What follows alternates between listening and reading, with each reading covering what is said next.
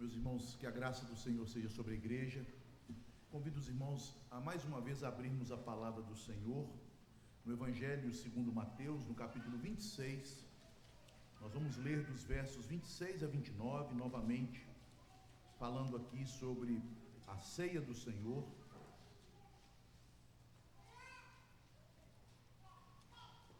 E hoje nós trataremos a respeito da presença do Senhor na ceia. Nós já vimos o significado dos elementos, a promessa futura envolvida na ceia, e hoje falaremos da presença de Jesus, nosso Senhor, na ceia. Diz assim a palavra de Deus em Mateus 26, a partir do verso 26. Enquanto comiam, tomou Jesus um pão, e abençoando-o, partiu e o deu aos discípulos, dizendo: tomai, comei, isto é o meu corpo. A seguir, tomou um cálice, e tendo dado graças, o deu aos discípulos, dizendo: bebei dele todos, porque isto é o meu sangue, o sangue da nova aliança, derramado em favor de muitos, para a remissão de pecados. E digo-vos que desta hora em diante não beberei deste fruto da videira, até aquele dia em que o hei de beber novo convosco no reino de meu Pai. E tendo cantado louvores, saíram para o Monte das Oliveiras. Oremos. Senhor Deus, Pai bendito, nós te damos graças pela leitura da tua palavra e te pedimos, ó Deus, que o Senhor mais uma vez nos faça compreender a grandeza do teu amor que se expressou no Evangelho e que nos é sinalizado por meio da ceia, que é um espelho no qual podemos vislumbrar, podemos ali enxergar o nosso Senhor Jesus Cristo crucificado por nós, o seu sangue bendito derramado para cobrir os nossos pecados.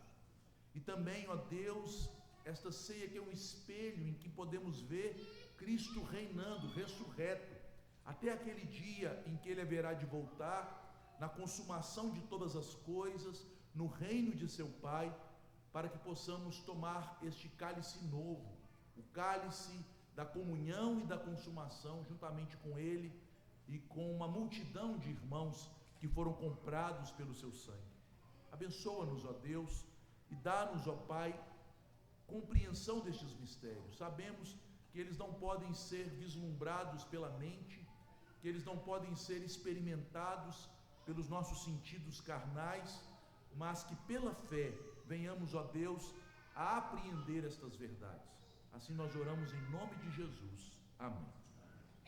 Meus irmãos, é muito interessante o paralelo que nós temos aqui com a ceia e em seguida a cruz de Cristo e o que acontece no livro de Êxodo. Nós sabemos que no livro de Êxodo nós temos a história da redenção de Israel, assim como no Evangelho nós temos a história da redenção do povo de Deus, da igreja, de tal maneira que Êxodo é uma profecia, um tipo daquilo que se cumpre em Cristo e na igreja. O que nós podemos encontrar resumidamente em Êxodo e que agora está de forma clara sendo revelado a nós aqui na ceia, na crucificação e na ressurreição do Senhor Jesus. O livro de Êxodo conta a história de como Deus cumpriu a promessa feita aos patriarcas, tirando o povo de Israel da escravidão do Egito, e após libertá-los, levando-os até o Monte Sinai. Ali o Senhor faz uma aliança com eles, entra em um relacionamento com eles. E Êxodo termina num clímax, quando Deus, após celebrar a aliança com o seu povo, ele dá a Moisés todas as instruções para que fosse feita uma tenda, o tabernáculo, que é a tenda da habitação, para que Deus pudesse viver junto com o seu povo. Meus irmãos, todas estas realidades tratadas em Êxodo, como eu disse no início, elas pertencem à igreja e são aqui cumpridas de maneira cabal na obra de Cristo, na cruz e na ressurreição. Veja que na cruz, Cristo nos redimiu de nossos pecados. Também na cruz, Cristo, conforme nós podemos observar neste nesta passagem, principalmente no versículo 28, na cruz, ao derramar o seu sangue, Cristo fez uma nova aliança conosco, superior à aliança do Sinai.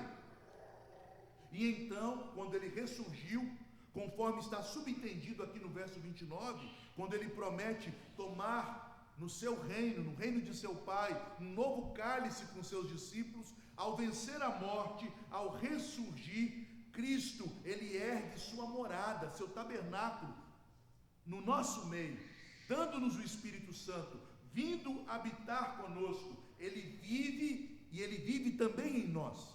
Esta é a realidade da ressurreição. Portanto, meus irmãos, de uma maneira misteriosa, a ceia nos aponta para todas estas verdades centrais do Evangelho. Nós já tratamos, já falamos do significado da ceia. E o significado da ceia é o Evangelho. O pão significa Cristo, como o Filho de Deus que se fez homem. Viveu uma vida sem pecado, porque o pão da Páscoa era um pão asmo. E o apóstolo Paulo, escrevendo aos Coríntios, na primeira epístola, no capítulo 5, ao explicar o sentido do pão asmo da Páscoa, ele fala que aquilo simbolizava a santidade, a ausência de pecado do nosso Senhor. Ele viveu uma vida sem pecado e ao dar graças e consagrar o pão ao Pai, ele viveu uma vida consagrada ao Pai para se oferecer por nós. Por isso o pão foi partido. E aquele sacrifício traz como resultado eficaz para a nossa salvação o seu sangue, o sangue que cobre os pecados, tal como o sangue da expiação cobria o propiciatório no Santo dos Santos, para que Deus perdoasse o seu povo. Sangue que não apenas redime os pecadores, mas os une a Deus, porque a aliança entre o pecador e Deus é feita neste sangue. Sem o sangue, estamos separados de Deus pelos nossos pecados, mas com este sangue fomos reconciliados com Deus, porque os pecados foram pagos. Sangue que inaugura um reino, porque não é um sangue apenas para o judeu, mas é para muitos, referindo-se à promessa de Deus a Abraão, de que através do seu descendente, que é Cristo, e por meio do sangue de Cristo, os povos seriam beneficiados, muitos seriam chamados à salvação. Também a ceia, como vimos na semana passada, significa realidades futuras.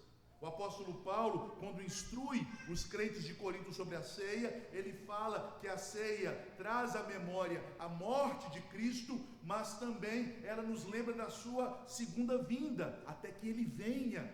E Cristo fala de sua vinda no verso 29, quando ele promete que o último cálice, que na Páscoa era chamado de cálice da consumação, cálice da comunhão, não seria bebido na ceia, mas seria bebido no reino de seu Pai, no reino glorioso, quando a obra dele fosse consumada, em nos tornar tais como ele é, cheios de glória, libertados da presença do pecado, libertados da corrupção e da miséria, que são a consequência do pecado que gera a morte.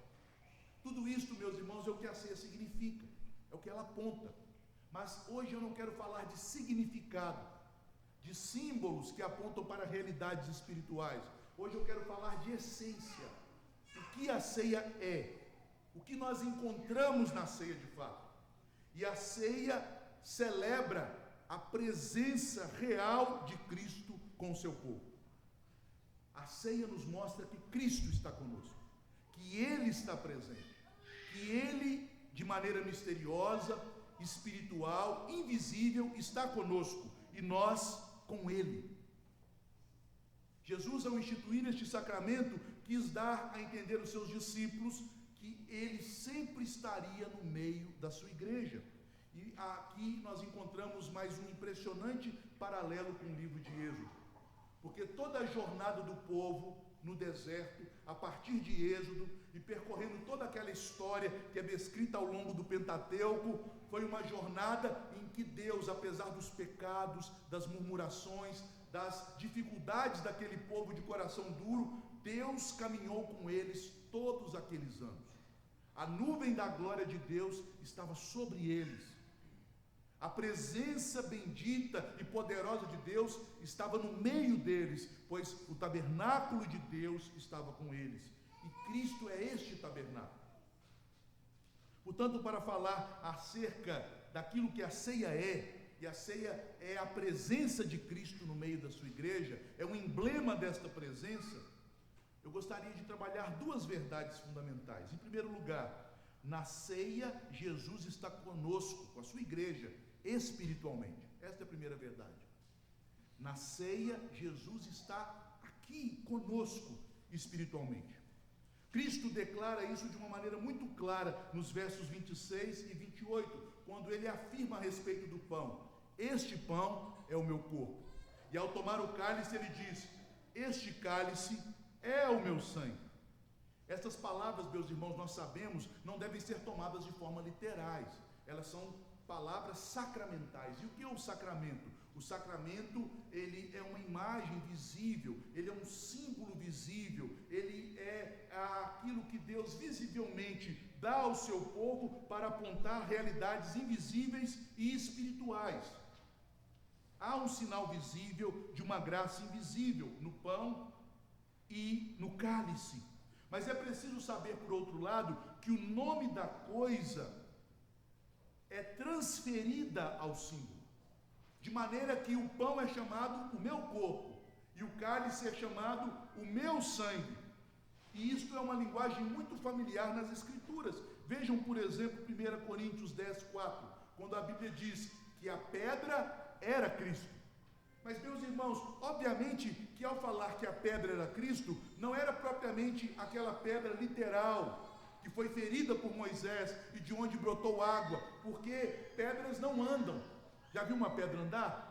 Mas aquela pedra da qual fala o apóstolo Paulo em 1 Coríntios 4, 10, 4, como observou o reverendo Felipe, era a pedra que os seguia. Veja lá na sua Bíblia.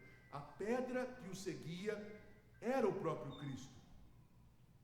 Cristo estava com eles, e na maneira como ele se manifestava, tirando a sede do seu povo, os alimentando com maná, dando a eles sua proteção e também trazendo sobre eles a sua disciplina, Cristo demonstrava que estava presente com eles.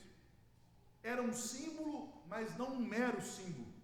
De alguma maneira, aquele símbolo estava unido àquilo que ele significa. Uma maneira espiritual e não material.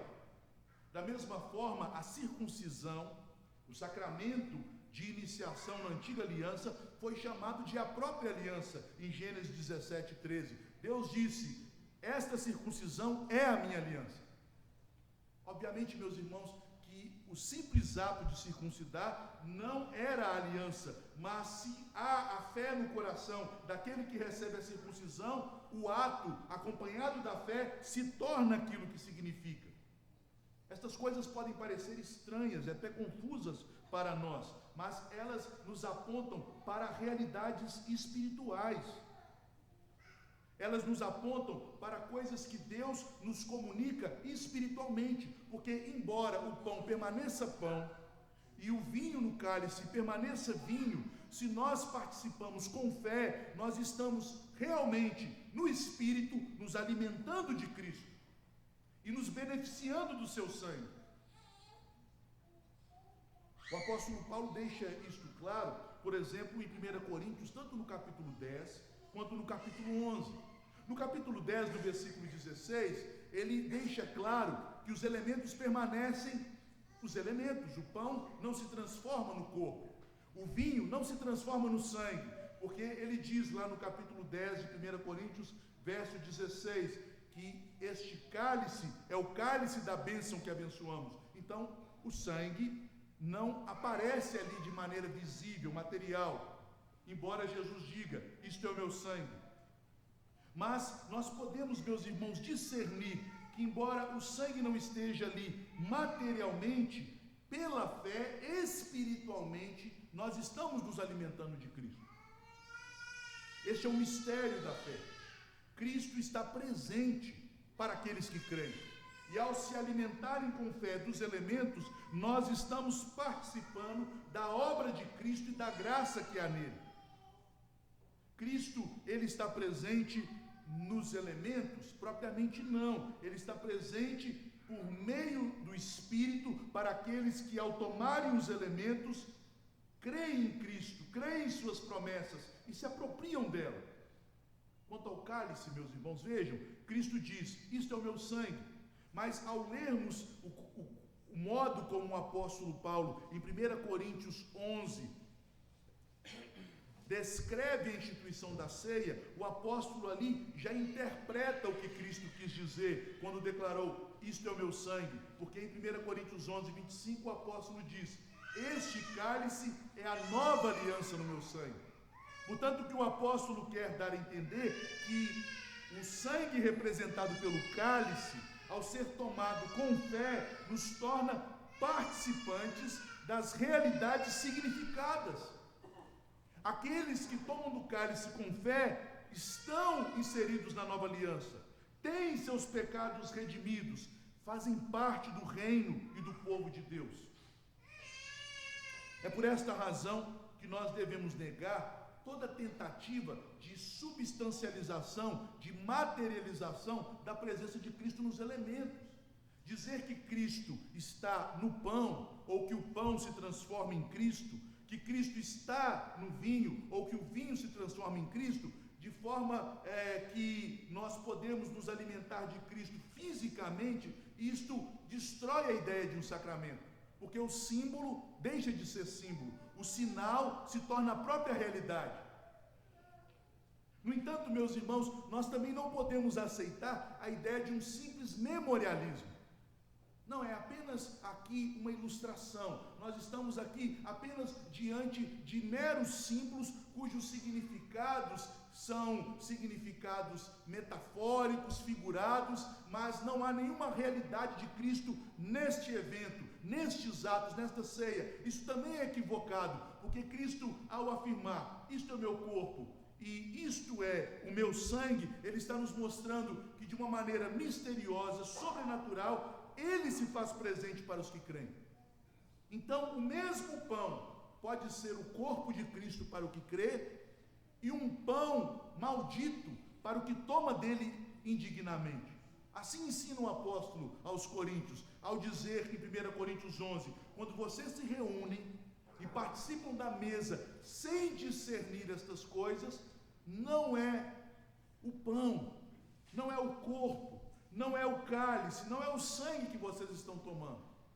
Não há ceia aí, porque a presença é espiritual e não material.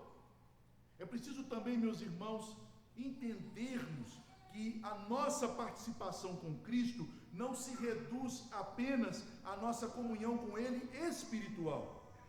Nós comungamos dos benefícios espirituais de quem Cristo é e do que Ele fez. Nós sabemos que como Deus, Ele é onipresente e Ele está conosco. Afinal de contas, Ele mesmo nos prometeu isso. Ele disse, eis que estou convosco todos os dias até a consumação dos séculos. No entanto, a Bíblia também nos declara em 1 Timóteo 2,5 que nós temos em Cristo um mediador através de sua natureza humana. Porquanto há um só Deus e um só mediador entre Deus e os homens, Cristo Jesus, homem. Nós também necessitamos de participar e de nos alimentar de Cristo em sua natureza humana, porque foi assim que ele foi constituído o nosso mediador. Foi na humanidade de Cristo e na nossa participação em sua humanidade que nós encontramos perdão para os nossos pecados. São nos benefícios de sua humanidade e de seu sangue que nós fomos reconciliados com Deus, tendo em Deus agora o nosso Pai. Portanto, nós precisamos possuir a Cristo inteiramente, não apenas espiritualmente, mas também fisicamente. O próprio Senhor Jesus, em João capítulo 6, fala desta verdade sublime aos seus discípulos, quando ele diz, aquele que não comer do meu corpo e não beber do meu sangue, não tem parte comigo. Nós precisamos nos alimentar dele. Ele afirmou, eu sou o pão vivo que desceu dos céus. Ele é verdadeiro alimento e comida para a nossa alma. Óbvio que nós não alimentamos dele materialmente, mas de alguma maneira nos apropriamos dele. Por isso, meus irmãos, nós devemos entender que na ceia, não apenas Jesus está conosco espiritualmente, e este é o ponto. É o ponto que muitos em nossa época moderna, racionalista, prática, têm tropeçado. Porque na ceia, nós também estamos com Jesus espiritualmente nos céus. Então vejam que essas duas realidades estão aqui significadas na ceia. Cristo como Deus está conosco aqui, pois Ele é onipresente. Mas como homem, Ele não é onipresente, pois Ele está nos céus, à direita do Pai, mas nós estamos com Ele em espírito lá. Ao participarmos da ceia, nós devemos crer nisto. E ao crer nisto, nós devemos usufruir destes benefícios. De que Cristo está aqui, mas por Cristo nós temos acesso aos céus e já estamos com Ele nas regiões celestiais. A comunhão que temos com a natureza humana do Senhor Jesus é algo verdadeiro, sublime e misterioso, e trata-se de um mistério espiritual que não se pode enxergar pela vista, nem se compreender com o entendimento humano. Mas nós estamos unidos a Ele, e é isso que a Bíblia afirma. Reduzir a ceia a um simples memorialismo é destruir estas verdades do Evangelho, é acabar com o mistério de que nós somos um com Ele. Ele é a cabeça, nós somos o corpo. Ele é a videira, nós somos os ramos. Nós estamos unidos a Ele. Mesmo que ainda não experimentemos isto de fato, nós já podemos crer nisto, e isto faz parte da fé. O Senhor habita em mim, e eu habito nele, nos céus. O pão é chamado corpo não apenas por aquilo que representa, mas também de maneira misteriosa por aquilo que apresenta e concede. Ao tomarmos o pão com fé, ele nos apresenta o próprio Cristo e ele nos concede acesso ao trono da glória em Cristo. A Bíblia nos ensina, meus irmãos, claramente. Você pode ler esta verdade em Romanos 8, no verso 32, em Colossenses, no capítulo 3, dos versículos 1 e 2, e em tantos outros lugares, que Cristo ressuscitou em corpo, e 40 dias após sua ressurreição, conforme lemos no primeiro capítulo de Atos, ele em corpo subiu aos céus, e lá ele está assentado à destra de Deus o Pai, da majestade, nas alturas. Ao ponto de o apóstolo Paulo nos exortar que nós devemos pensar nas coisas lá do alto, onde Cristo está à destra do Pai, em Colossenses 3. Ele está lá. Em 2 Coríntios, no capítulo 5, nos versos 6 e 7, o apóstolo então afirma que enquanto estamos aqui na terra, neste corpo, embora Cristo espiritualmente esteja conosco, fisicamente, como homem, nós estamos distantes do Senhor. A palavra traduzida em nossa versão é: estamos ausentes do Senhor. Então veja que mistério, como Deus espiritualmente ele está presente na igreja, mas como homem ele subiu aos céus, mas nós estamos presentes lá com Ele.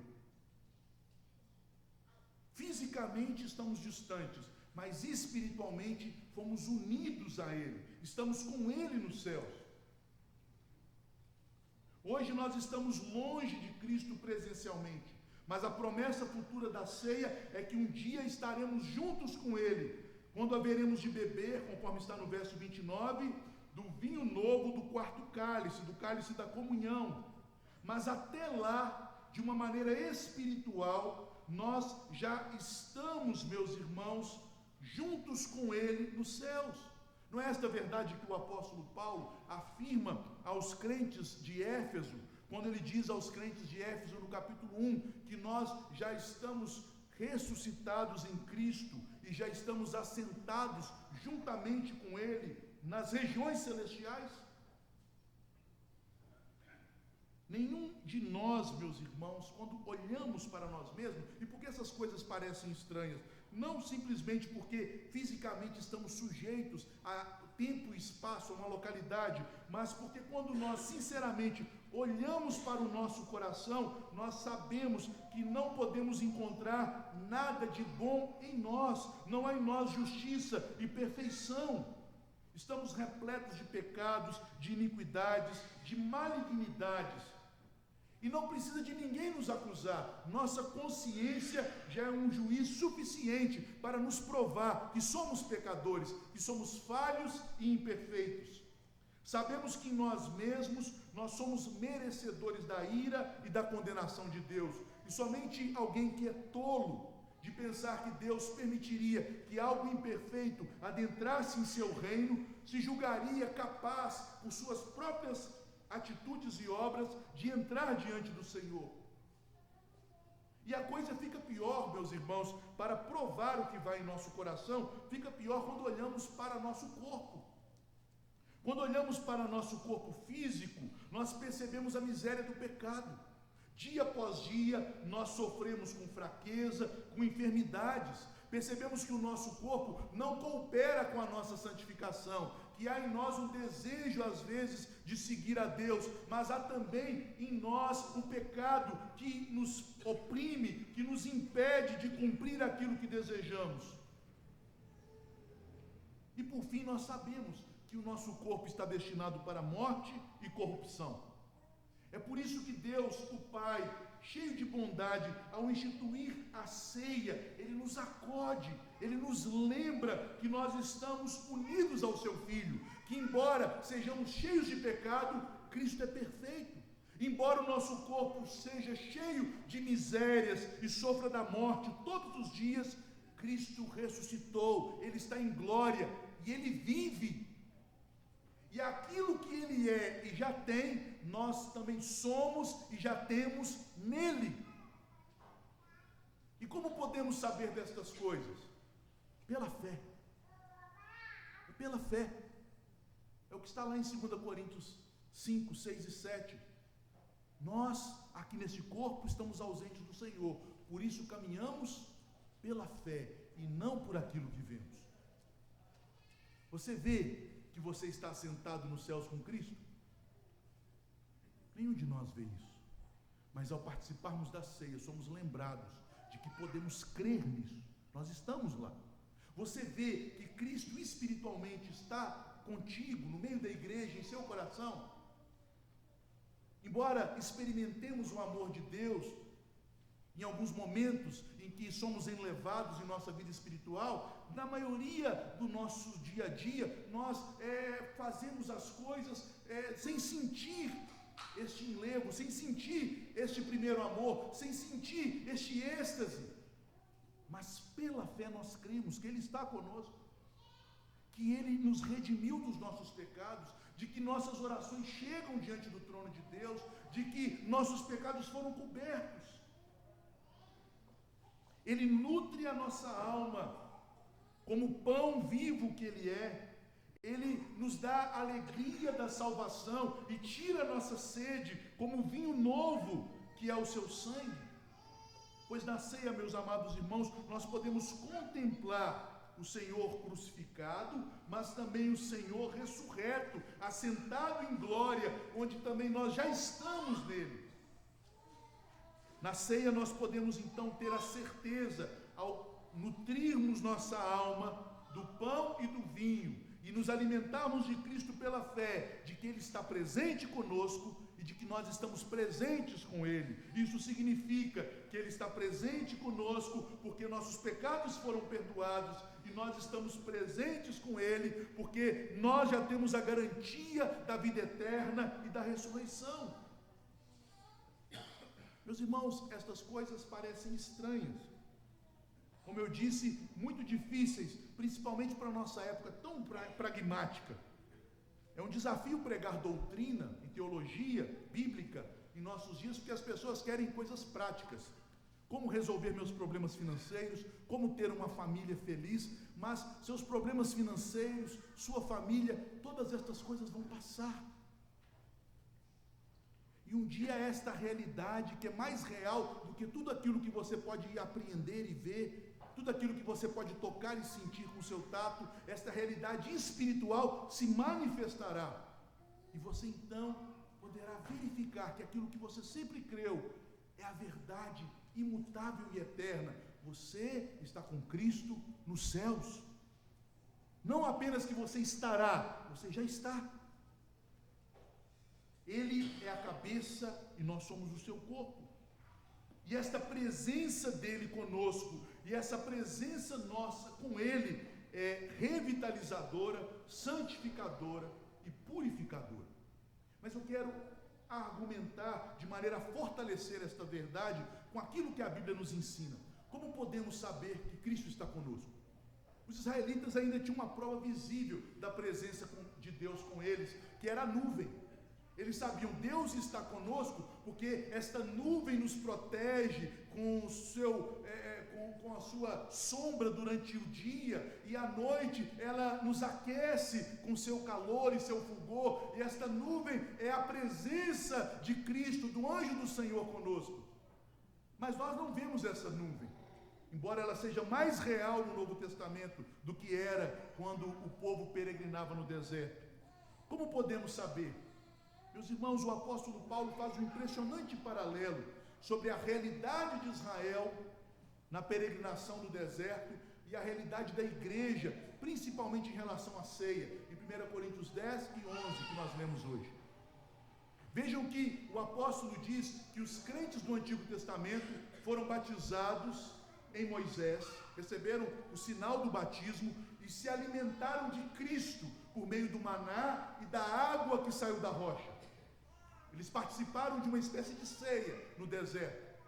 E a presença de Cristo era real, porque aquela pedra que o seguia era Cristo.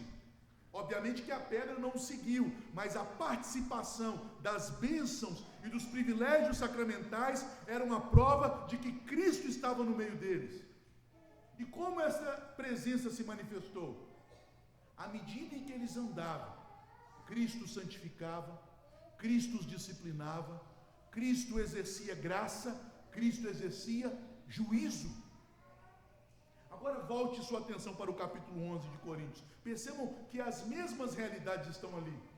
O apóstolo Paulo está dizendo, vocês têm participado de Cristo, vocês estão tomando a ceia do Senhor, mas ao fazê-lo, vocês não estão de fato se alimentando do Senhor, porque fazem sem discernimento, e por causa disso, Cristo que está presente no meio de vocês, os tem disciplinado, trazido juízo. Nós estamos, meus irmãos, de tal maneira na presença de Cristo, e a ceia aponta para isso, e a ceia, ela revela isso, que Ele, como o anjo da aliança que se fez homem, Ele atua na igreja para nos santificar, para nos abençoar, mas também para nos julgar e disciplinar, a fim de não sermos condenados com o mundo. Agora reflita na sua vida. Como Cristo, em sua presença, tem te tratado em sua providência? Meus irmãos, o apóstolo Paulo é muito claro quando ele diz, por esta causa, por vocês não terem a noção da presença de Cristo no meio de vocês e se portarem irreverentemente, é por esta causa que há no meio de vós muitos enfermos, muitos fracos, muitos doentes e não poucos que morreram. Vejam, Ele está presente.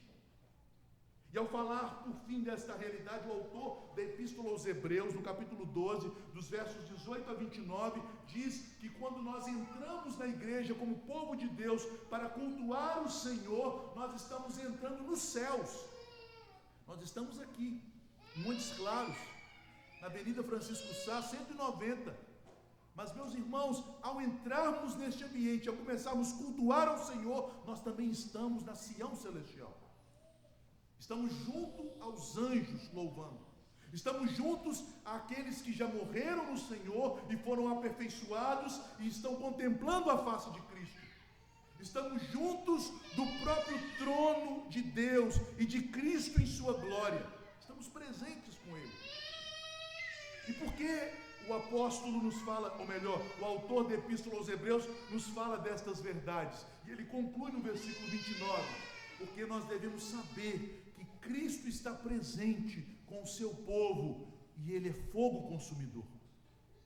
Ele consome o pecado, Ele nos santifica, Ele nos purifica, mas também Ele nos disciplina e nos julga.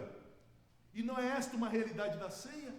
Quem toma sem discernir aquilo que a ceia significa, a presença de Cristo na ceia, toma juízo. Esta é a prova cabal da presença dele.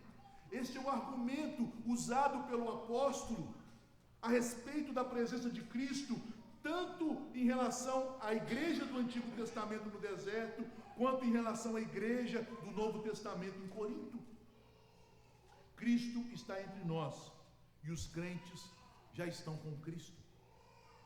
Esta é a realidade da igreja, esta é a realidade da ceia.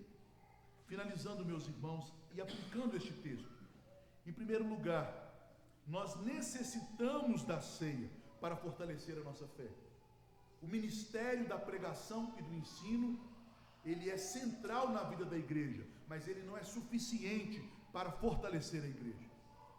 Hoje nós temos esta ideia de que apenas a pregação nos sustenta, e há pessoas que pensam que só a pregação assistida em vídeos, assistida no YouTube é suficiente. Não, nós precisamos congregar, e não apenas congregar uns com os outros na comunhão dos santos, mas congregar com o Senhor, que habita no meio do seu povo, que está junto com a sua igreja, espiritualmente, e aquele que recebe os nossos louvores dos céus, quando cultuamos a Ele em espírito e em verdade, e adentramos na Sião celestial.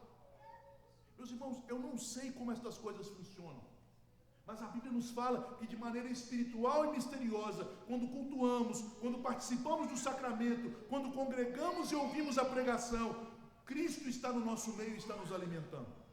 É por isso que eu tenho a convicção de que estas criancinhas, que com seu intelecto não estão entendendo a pregação, elas estão em um ambiente santo e estão sendo beneficiadas.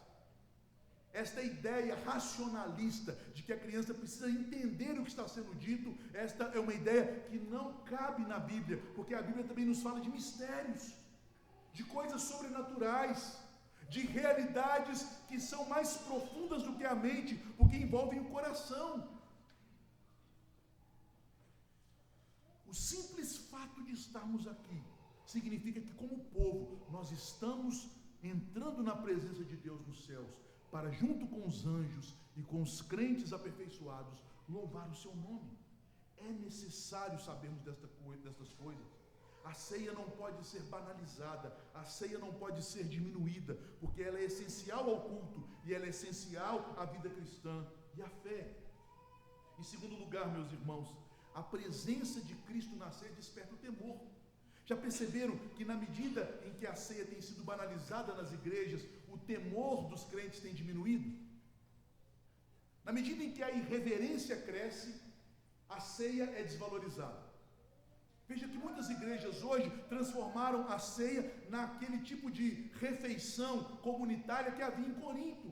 As crianças vêm, tomam seus copinhos de suco, as pessoas comem, fazem uma algazarra, elas se esquecem que o nosso Deus está presente, que o anjo da aliança, que é Cristo, está no nosso meio, que estamos entrando em terra santa, que exige de nós alegria, mas com reverência e santo temor.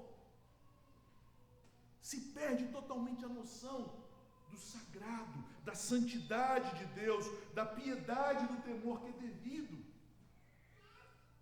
Cristo está presente. E então, quando nós participamos, e os pequeninos, quando começam a discernir as coisas e perguntam, tal como as criancinhas de Israel participando da Páscoa, voltavam-se para os seus pais, fazendo toda aquela cerimônia litúrgica, as crianças perguntam, o que significa isso, papai? Então você vai dizer, Cristo está presente. Isso significa que Ele está presente. Isso significa que o corpo dele foi partido por nós. Isso significa que o sangue dele foi derramado pelos nossos pecados. Isso significa que você faz parte desta aliança, que você é povo de Deus, meu filho. Em terceiro lugar, mas também, meus irmãos, devemos nos guardar do perigo da superstição e da idolatria. Porque esta presença, ela é acessada espiritualmente. Espiritualmente Ele está conosco. Espiritualmente nós estamos com Ele, e não nos elementos. há a tendência nossa de irmos para exageros, e um dos exageros é colocar uma sacralidade, quase que uma idolatria, em alguns casos até mesmo idolatria, sobre os elementos da ceia, nos esquecendo desta presença espiritual que nos é dada por meio da ceia, e não nos elementos, mas por meio dos elementos. Veja que a Igreja Católica chegou ao ponto de tornar o pão consagrado o próprio Cristo materializado, e com isso eles adoram o sacrário, como se Cristo estivesse ali. Há algumas igrejas que têm tantos pudores supersticiosos, que após a ceia recolhem um pão, recolhem um vinho e enterram, colocam em um lugar assim, porque é Cristo que está ali. Não. Cristo é o pão e o vinho, na medida em que espiritualmente nos apropriamos de Cristo pela fé, naquele momento, naquele ato, naquele culto. Os elementos são consagrados para aquele momento, para aquela finalidade. Mas há um perigo, meus irmãos, mais comum no meio evangélico. O perigo de sermos irreverentes ao entendermos que a ceia é um simples memorial, que estamos apenas lembrando de um ato passado, que estamos apenas trazendo à memória a cruz, a morte dele, o seu sangue, e esquecendo de que há memorial, mas também há presença espiritual e real. Não é um momento em que cabe, como em todo culto, irreverência, falta de temor, ausência de compreensão profunda do que estamos fazendo e no que estamos envolvidos. Há, meus irmãos, uma esfera de alegria, e o Evangelho traz alegria, mas não uma alegria carnal, não uma alegria zombeteira, não um tipo de alegria que é própria daqueles que são jocosos, mas uma alegria que é piedosa, uma alegria que procede de um coração cheio de temor e tremor diante do Senhor. Sendo assim, na próxima semana, nós participaremos da ceia. E eu quero, meu irmão e minha irmã, finalizando este sermão, te exortar a preparar-se convenientemente para a ceia. A igreja moderna tem perdido essa perspectiva da ceia, da presença de Cristo no meio do seu povo, da presença do Senhor no culto e do elevar dos crentes a Cristo nos céus para cultuá-lo de forma espiritual quando se reúnem publicamente. A igreja tem perdido a perspectiva de que não apenas o tabernáculo de Deus foi colocado em nosso meio na vida de Cristo, mas que nós nos tornamos este tabernáculo. O véu do Santo dos Santos foi rasgado. Nós, como sumos sacerdotes de Deus em Cristo, que é a cabeça, nós entramos para dentro do véu. Portanto, meus irmãos, se na antiga aliança, que tratava de formas e figuras, havia tanto temor, nós da nova aliança devemos redobrar este temor, nos lembrando da exortação de Hebreus, porque Cristo está em nosso meio, e o nosso Senhor é fogo consumidor. Ele consome o pecado, Ele santifica a igreja, Ele nos purifica de todo o mal, mas Ele também disciplina aqueles que são irreverentes, aqueles que não consideram a seriedade destas verdades. Que Deus nos abençoe. Vamos ficar de pé, vamos orar para encerrarmos o nosso culto.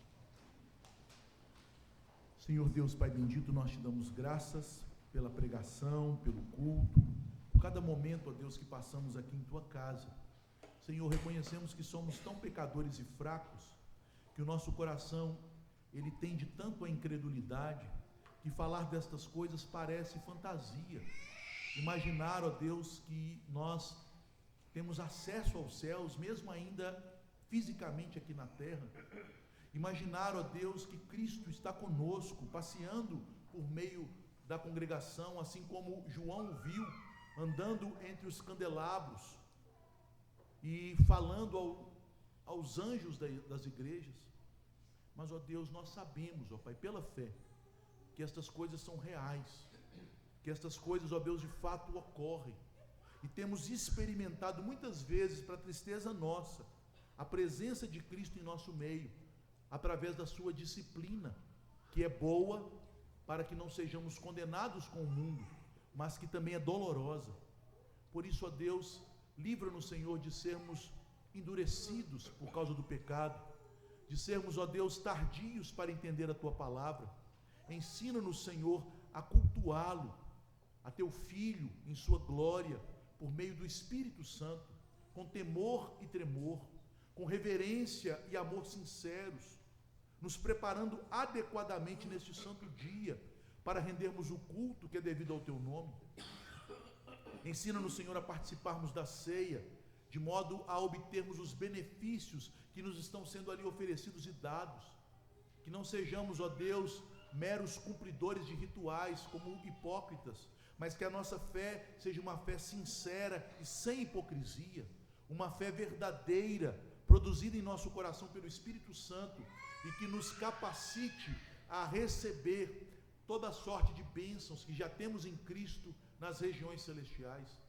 Ó Senhor, abra os nossos olhos espirituais pela fé, para, enxergando estas coisas que nos cercam, sejamos fortalecidos em nossa caminhada, sejamos consolados, ó Deus, em toda a nossa tristeza, sejamos, ó Deus, santificados de todo pecado, e que assim, ó Deus, permaneçamos firmes até aquele dia em que aquilo que nós hoje contemplamos pela fé, haveremos de contemplar com os nossos olhos, porque estas coisas serão manifestas para nós. Abençoa o Teu povo, dá graça à Tua igreja, assim nós oramos em nome de Jesus. Amém. Irmãos,